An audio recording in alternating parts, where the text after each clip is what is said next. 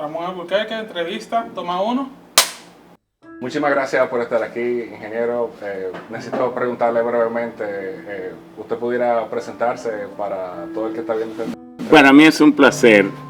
Ramón Alburquerque, dominicano. Tengo algunas profesiones, la original es ingeniero químico, ciencia de las computadoras y también un doctorado en energía y mina en los Estados Unidos, en Europa. Me gustan los idiomas y el arte. Muchísimas gracias. Bueno, este es un documental sobre un amigo de usted, Henry Molina. Yo quiero empezar preguntándole cómo usted conoció al abuelo. Lo conocí porque él era un gran dirigente político, primero del Partido Revolucionario Social Cristiano, un partido que fue prácticamente creado por la Iglesia Católica para ayudar a la conformación de la democracia en República Dominicana tras el ajustamiento o el ajusticiamiento de Trujillo. Y ese partido tenía varios ramificaciones, una de ellas, junto siempre a la Iglesia, era el Bloque Revolucionario Universitario Cristiano en la UAS, del que nosotros no formábamos parte, porque desde nuestra familia siempre fue del Partido Revolucionario Dominicano, pero dentro de la UAS se libraba una lucha muy tempranera, ideológica, entre el comunismo y el cristianismo. Fragua, que representaba los países socialistas del comunismo, y el BRU, que trataba de reafirmar el pensamiento cristiano.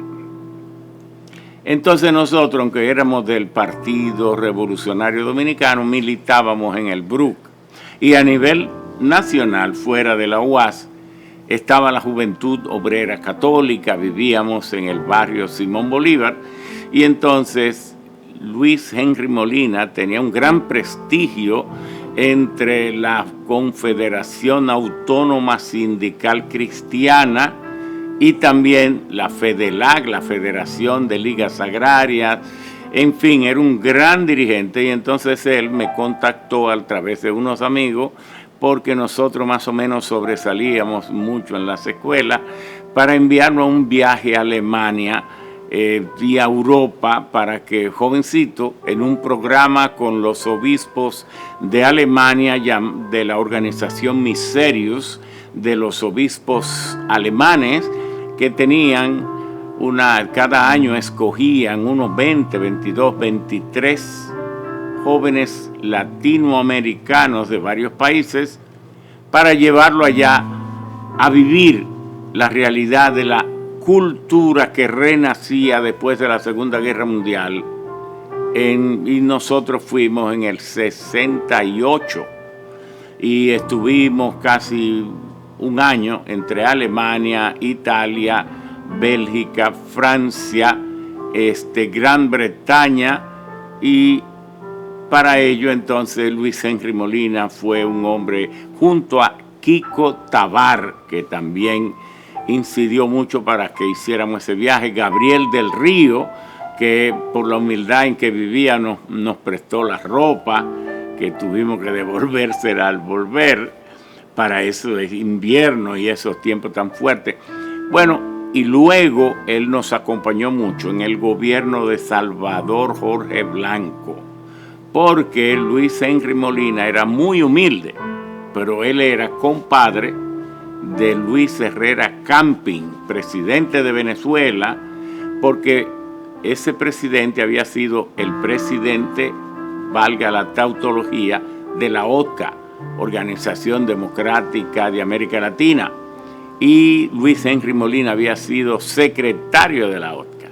Entonces tenía muchos vínculos, y al presidente Jorge Blanco le parecía muy bien que yo, jovencito, pero secretario técnico de la presidencia y presidente de la refinería de petróleo, cosa que uno hizo cuando tenía 28 años, fuera acompañado de Luis Henry Molina, compadre del presidente Luis Herrera Camping. Y recuerdo como ahora que la primera vez que fuimos, al entrar al despacho de Miraflores del presidente, el presidente nos recibió de pie con estas palabras: carajo, compadre, pero usted sí es falso. No ha vuelto a hacer los sancochos que hacía, que usted sabe hacer, y quiero que lo haga en mi casa. Y bueno, ese día, en la noche, hicimos el sancocho que hizo Henry Molina en la casa del presidente Luis Herrera Camping. Luis Henry Molina era como un baúl de misterios, porque él se dio a respetar y a querer y a admirar tanto por tantas personalidades, sectores y en tantas naciones, que servía hasta para remedio, porque también le gustaba mucho ayudar sin esperar nada a cambio. Un gran hombre. Yo sé que está en el Parnaso de los inolvidables en el país. Ramón, yo tengo unas preguntas. Usted tiene una perspectiva que nadie más no va a poder llenar sobre, por ejemplo, el trabajo que ellos presentaron. Primero el trabajo que hicieron con Jorge Blanco. ¿Cuáles eran las funciones? ¿De qué se encargaba el abuelo en ese gobierno? Bueno, él ayudaba mucho al presidente, como ya estoy expresando, pero también con su liderazgo laboral. No sé por qué nunca fue ministro de Trabajo, pero lo ayudaba mucho en las políticas laborales, en mantener el país en una paz laboral que siempre es muy importante. Y también fueron los tiempos en que por primera vez yo oí hablar de la seguridad social. La seguridad social, todavía el pueblo dominicano como que no la entiende adecuadamente, pero la seguridad social fue creada en Alemania. Claro, hay menciones de que en otros tiempos, incluso en culturas ancestrales de milenios, empezó, pero realmente el poder nunca se ocupaba del muy pobre. Lo aplastaba, le pagaba lo que quería. Fue en Alemania, en los tiempos de von Bismarck, en los 1880 y tanto, cuando empezó el Estado en sí a sentir compromiso de que el trabajador tuviera buena salud, bien pagado, y que luego que terminaran sus años productivos, pues tuviera una pensión de que vivir. Y los primeros líderes laborales, sindicales de República Dominicana que hablaron de eso estuvo Luis Henry Molina. Y luego, cuando el movimiento sindical se hizo muy poderoso aquí con Nacho Sin y todo esto, y era a lo que el gobierno más le temía, los gobiernos de Balaguer en los 12 años, pues mi hermano Félix Alburquerque, a que a ambos Dios lo tenga en gloria, era mucho. Bueno, entonces nosotros, en honor casi a Henry Molina y a Peña Gómez, al llegar a presidente del Senado en 1998, hicimos el compromiso formal de que el país tuviera un sistema de seguridad social, porque antes había existido en 1946-47 la Caja Dominicana de Seguro Social. Pero eso fue una actualización que hizo Trujillo, más bien para cumplir con la Organización Internacional del Trabajo, la OIT, pero que tuvo un alcance muy limitado. Nosotros concebimos la seguridad social como el sistema lo más grande que pueda haber surgido después del surgimiento de la República, es la seguridad social, que debe emitir un código cuando nace una persona para que lo acompañe desde antes de nacer, acompañando a su madre y a sus progenitores, hasta después de la muerte, sosteniendo a los dependientes que quedaren y que no sean mayores de edad. Y la seguridad social se ocupa de todo eso. Primero, de un sistema de salud profundo de una cobertura total pagada por el empleador, quien sea, y por el empleado. Pero también, como una gran parte de la ciudadanía trabaja por cuenta propia, entonces a los cuentapropistas o a los trabajadores independientes, poder pagar de manera directa su seguridad social, que una parte va a la salud, a que cuenten con servicios de salud de primera calidad y de cobertura total, esa es la aspiración, y por la otra, el sistema previsional, que es prever que vaya cotizando para que al momento del retiro o de impedimento de seguir laborando por alguna causa, pueda disfrutar de una pensión digna que cubra sus necesidades y algo más.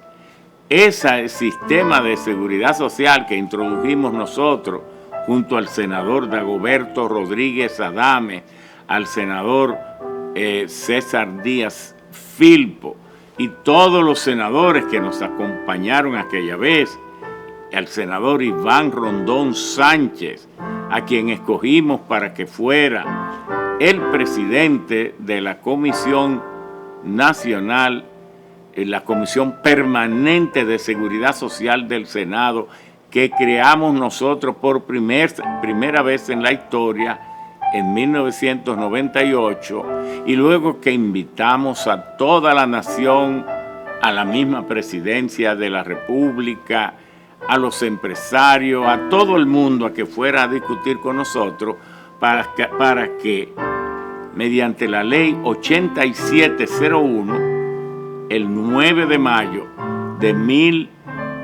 del 2001, se proclamara en el Palacio Nacional el Sistema Nacional de la Seguridad Social, que empezaron las cotizaciones, creo que fue en el 2005, que está inmaduro, que ya tiene como 18 años, que tendrá que seguir madurando y que sin duda genera también el ahorro más grande que existe en los pueblos, el ahorro de los sistemas de pensiones, que permite al mismo tiempo que la nación tenga suficiente dinero con vocación de ser usado, prestado, invertido, con vocación de largo plazo en grandes infraestructuras para apoyar el desarrollo de República Dominicana. Y por eso me siento orgulloso de esa amistad con Luis Henry Molina, que Dios lo tenga donde debe tenerlo y en qué lugar puede ser en la gloria, un hombre que tuvo tanto y que dio tanto a su pueblo a cambio de nada. Los dominicanos son los únicos que pueden decir: yo tengo tanto en la seguridad social, quisiera que me lo dieran, pero en ningún país, Estados Unidos, en Alemania, nadie sabe cuánto tiene. ¿Y sabe por qué aquí sí saben lo que tiene? Porque la seguridad puede ser de fondo común, como es en el mundo entero, o de capitalización individual, como decidí yo, siendo el presidente del Senado, que quería un sistema en que cada ciudadano supiera cuánto tiene para que los gobiernos nunca se lo puedan robar. Y por eso aquí la gente sabe cuánto tiene. Yo tengo tanto en mi cuenta, pero en ninguna parte es así. Y los dominicanos tampoco saben eso. Ellos sí saben que cuánto tienen y reclamar lo suyo, pero no saben por qué lo saben, por qué pueden saberlo.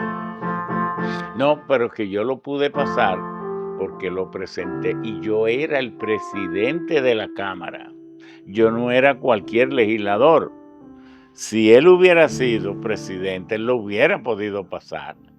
Pero antes eran 120 diputados. Eran a veces 80, 60 propuestas. Lo ponían en fila y a veces terminaba el periodo, el diputado se iba y no se conocía nunca. Yo puedo explicar todo eso. Perfecto, eso es lo que me gustaría, que hablara un poco Y de... reconocerle a él que en esos tiempos lo presentara. Claro, eso me gustaría, si podemos hacer eso. En su propia palabra, como usted entienda. El escenario es suyo. Bueno, aunque la propiedad es tuya. Bueno, ¿estamos bien, Bima? Perfecto, cuando usted quiera. Entonces, usted nos pudiera contar, el abuelo presentó un proyecto de ley de trabajo y un proyecto de seguridad social, el cual no lograron pasar. Pero años después eso tuvo una influencia. Bueno, como ha de suponerse, en un sistema bicameral, el mundo tiene como 194 naciones, 206 países, porque hay naciones que están integradas por varios países. Por ejemplo, Bolivia se dice que es un estado multinacional porque tiene varios países. Gran Bretaña, Irlanda del Norte, es una nación, no es una república, es un reino, pero tiene varios países. ¿Cuáles son? Inglaterra es un país, Escocia es otro, Gales otro y Irlanda del Norte, etc. En esos 194 naciones, no todos son unicamerales, ni son todos bicamerales. Andan como por los 80, cerca mitad. Nuestro país es bicameral, pero por ejemplo Perú es unicameral, tiene la Cámara de Diputados nada más, y todo Centroamérica es unicameral. Venezuela es también unicameral. Ecuador también unicameral. Bien, nosotros imitamos a Estados Unidos y tenemos un sistema donde está el Senado y la Cámara de Diputados.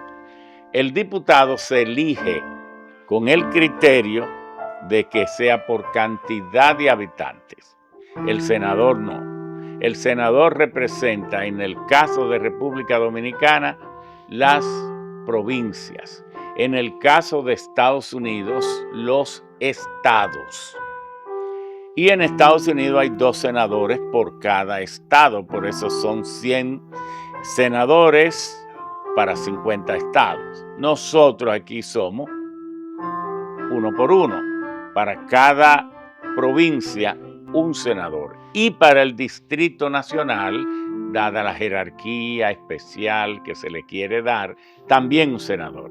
Por eso tenemos 32 senadores y ahora 190 diputados, pero que van a ser reducidos, ya se aprobó a 158. En tiempo en que don Luis Henry Molina era diputado, solo existían 120 diputados. Pero tenía el agravante en ese entonces que el sistema de la Constitución que permitía la elección de los diputados era que por cada 50,000 habitantes hubiera un diputado. Entonces, aquella vez habían 120 cuando él era diputado, pero había la posibilidad de que fueran creciendo y para evitar eso se hizo una reforma y se congeló a 190. En una Cámara de tantos miembros, a veces los diputados tienen la libertad de presentar proyectos de leyes, como el que presentó, uno sobre el trabajo y otro sobre la seguridad social. Pero a veces hay 60, 70, 80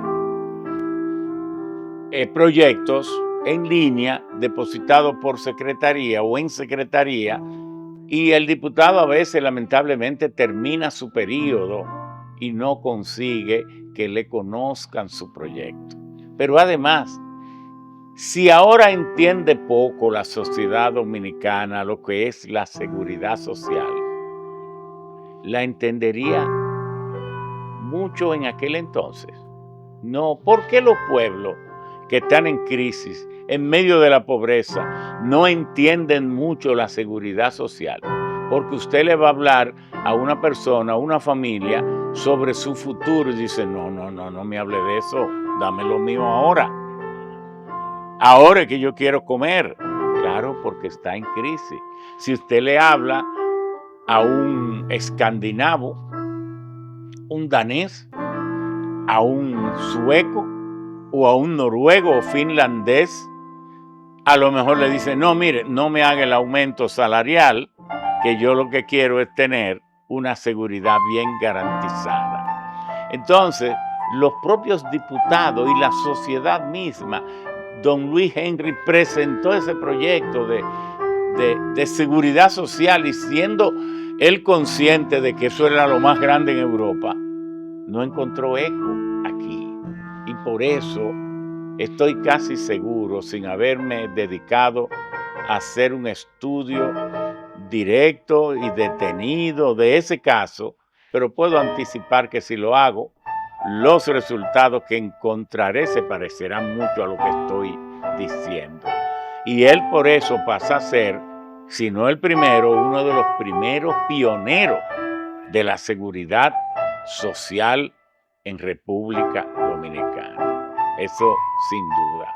Pero además él hizo tantas contribuciones, tantas huelgas que evitó, tantas conquistas que tuvieron, porque tras el ajusticiamiento de Trujillo fue que empezaron aquí las conquistas de los derechos, porque la gente a veces, por falta de información, por ignorancia, por interés, evoca los tiempos de Trujillo, de que porque había orden. Pero ¿y de dónde fue que Trujillo se convirtió tal vez en el hombre más rico de todo el Caribe, que se le acumulaba una riqueza de 800 millones de dólares si no fue masacrando a los dominicanos? Porque ¿quién puede acumular una fortuna de 800 millones? Una persona que fue dueño de la mayor parte de los ingenios azucareros, era dueño del 60% de las industrias del país, y eso fue legal, eso fue arrebatándole a todo el mundo sus derechos. El promedio de expectativa de vida de los dominicanos al 1962 eran 47 años. 47 años en una población que éramos 3 millones de habitantes. 3 millones. La ciudad capital, Santo Domingo, apenas tenía 3 millones. Y mire a ver si había libertad. Había una sola universidad, la del Estado, que tenía 3.000 estudiantes. La relación entre población y cantidad de estudiantes universitarios, como teníamos 3 millones de habitantes, 3.000 estudiantes en la universidad, era de 1.000 a 1. Hoy tenemos 12 millones de habitantes y algunos 1,5 millones, 2 de indocumentados, serán 14, pero hoy tenemos 53 universidades con 460.000 estudiantes, y mientras que antes la relación era 1.000 a 1, ahora puede ser que sea 24 a 1 por cada estudiante universitario. Solo hay 24 habitantes. Antes, por cada estudiante universitario había 1.000 habitantes. Es decir, que era la república la que vivía para Trujillo. Trujillo no era un gobernante, era un propietario. Y a ese régimen fue que Luis Henry Molina combatió. Muchísimas gracias. Don Ramón, yo no tengo palabras para agradecerle que usted se tome ese tiempo. Yo sé que estamos en contra del reloj, si no, le aseguro que me puedo quedar otra hora más aquí haciendo preguntas. Gracias, sí, terminamos. Pero Muchísimas gracias. realmente muy agradecido de esto y de que usted pueda compartir este testimonio. Yo sé que va a ser muy importante para la gente entender lo que es la seguridad social desde su punto de vista, y esa conexión. Realmente le agradezco.